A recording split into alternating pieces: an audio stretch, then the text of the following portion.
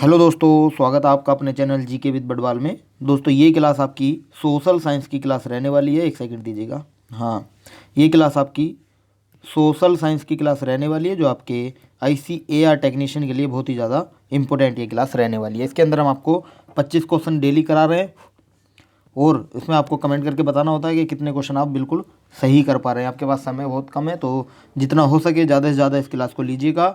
और मैं आपको बता दूं कि ये क्लास जो टाइमिंग है इसका, डेली शाम को 6 बजे ये क्लास होती है, तो इस क्लास को देखना ना भूलें। जो भी नया है वो चैनल को सब्सक्राइब कर देंगे और बेल आइकन दबा देंगे, ताकि आने वाली हर अपडेट आपको समय पर मिलते रहे। तो चलिए क्लास को शुरू करते हैं। क्वेश्चन है, काली मृदा का दूसरा नाम क्या होता है? बलुई, रेगुर, साल या पर्वतीय? क्या होता है काली मृदा का दूसरा नाम? देखिए, काली मृदा का दूसरा नाम होता है रेगुर मृदा। कौन सी? रेगुर मृदा होती है। ऑप्शन नंबर बी आपका यहाँ बिल्कुल राइट आंसर हो जाएगा। रेगुर मृदा इज द राइट आंसर। चलिए अगले क्वेश्चन पर चलते हैं। देखिए, अगला क्वेश्चन हमारा है, रंजन स्तर विधि के अंतर्गत, रंजन स्तर विधि के अंतर्गत हल्के कत्थई रंग से किस स्थलाकृति को दिखाया जाता है? किसको दिखाते हैं? पर्वत, पठार, मैदान या गुफा? किसको दिखाते हैं? ये दिखाते हैं किसको?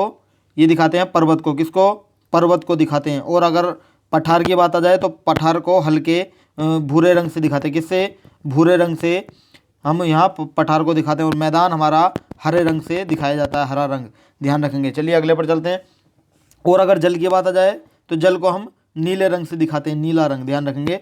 चलिए अगले क्वेश्चन पर चलते हैं। अगला क्वेश्चन हमारा है, देखिए अगला क्वेश्चन हमारा है, फाल्टा विशेष आर्थिक क्षेत्र कहाँ स्थित है? फाल्टा विशेष आर्थिक क्षेत्र आपको बताना कहाँ है? बिहार में, पश्चिम बंगाल में, केरल में या उड़ीसा में? कहाँ पर स्थित है? ये हमारा स्थित है पश्चिम बंगाल में। कहाँ पर? पश्चिम बंगाल, वेस्ट बंगाल जिसका नाम है इंग्लिश में। चलिए नेक्स्ट पर, इसका right answer option number B हो जाएगा। चलिए नेक्स्ट चलते हैं। नेक्स्ट क्वेश्चन हमारा है, देखिए नेक्स्ट क्वेश्चन हमारा है, इनमें कौन इस्पात केंद्र समुद्र के निकट है? इन चारों के अंदर आपको बताना है कि कौन सा समुद्र के निकट है। भद्रावती है, बोकारो है, भिलाई है या विजयनगर है? बताइए कौन सा है। देखिए इसका राइट आंसर हो जाएगा भद्रावती। भद्रावती आपका बिल्कुल राइट आंसर हो जाएगा। Bhadravati is the right answer. ये भद्रावती जो हमारा पड़ता है, ये कहाँ पड़ता है? ये हमारा पड़ता है कर्नाटक में। कहाँ पर? कर्नाटक में ये हमारा भद्रावती पड़ता है, ध्यान रखेंगे, कर्नाटक में ये पड़ता है। चलिए अगले पर चलते हैं।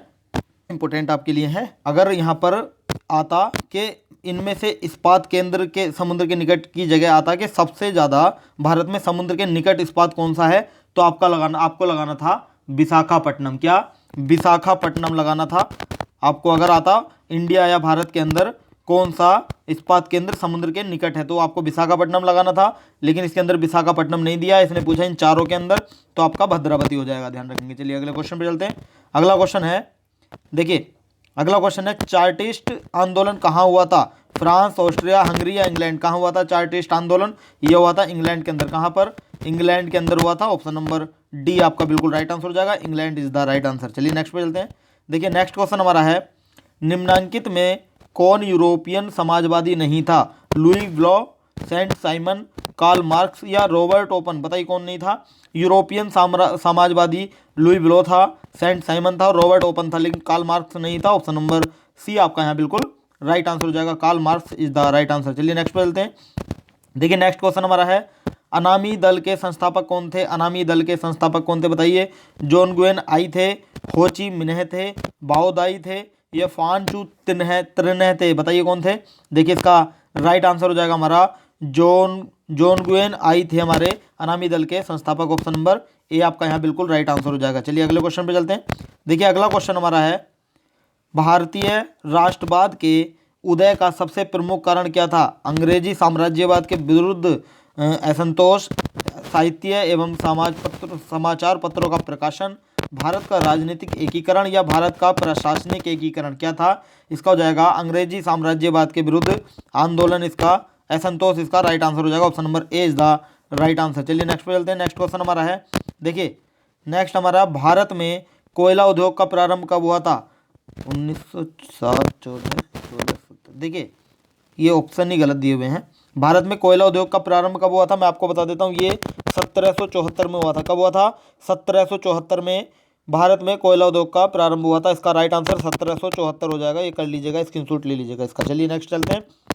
देखिए नेक्स्ट चलते हैं। नेक्स्ट क्वेश्चन हमारा है, दादा साहेब फाल्के ने निम्नलिखित में से किस फिल्म का निर्माण किया था? राजा हरिश्चंद्र, झांसी की रानी, सीआईडी या गेस्ट हाउस? किसका किया था दादा फाल्के ने फिल्म का? ये थी हमारी राजा हरिश्चंद्र। कौन सी?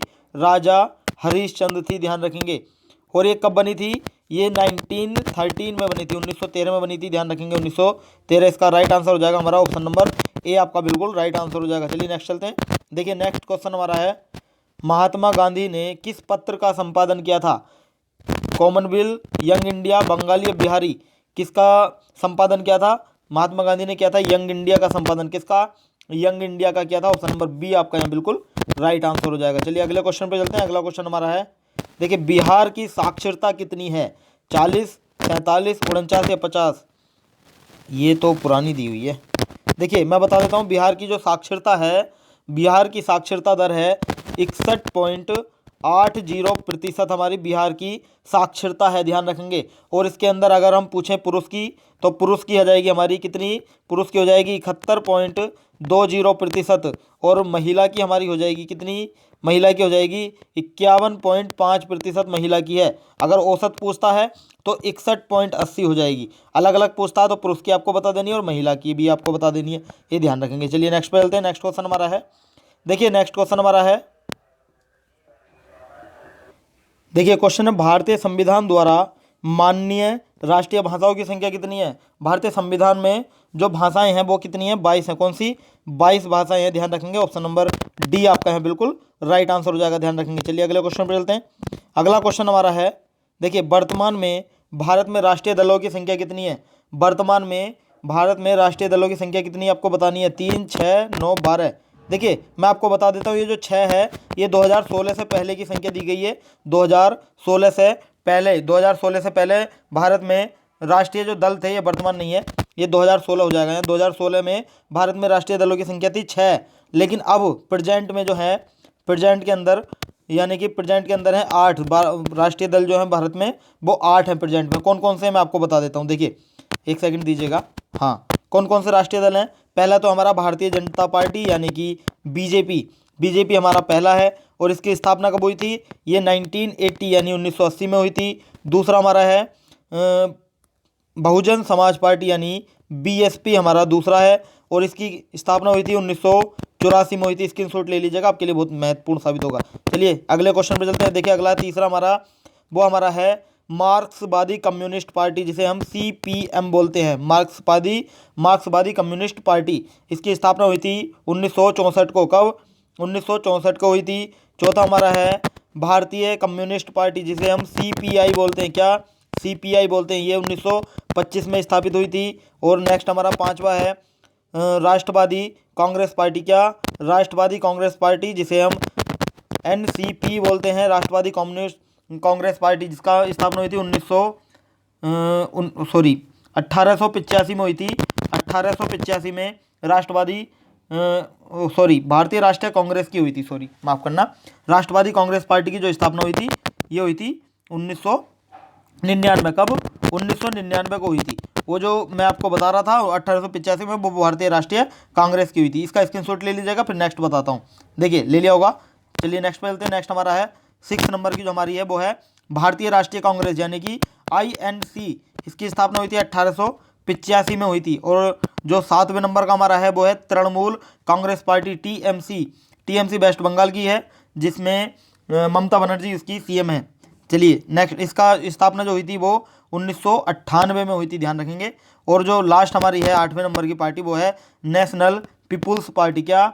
नेशनल पीपुल्स पार्टी हमारी 8वें नंबर की पार्टी है, नेशनल पीपुल्स पार्टी। और इसकी स्थापना हुई थी 2013 में हुई थी। स्क्रीनशॉट ले लीजिएगा, आपके लिए बहुत ही ज़्यादा बेनिफिशियल ये साबित होने वाले हैं। और ये ध्यान रखिएगा। तो अब फिलहाल में है कितनी? 8 है। कितनी? 8 है, ध्यान रखिएगा। और ये जो है, ये जो क्वेश्चन है ये यहाँ वर्तमान की जगह 2016 कर लीजिएगा।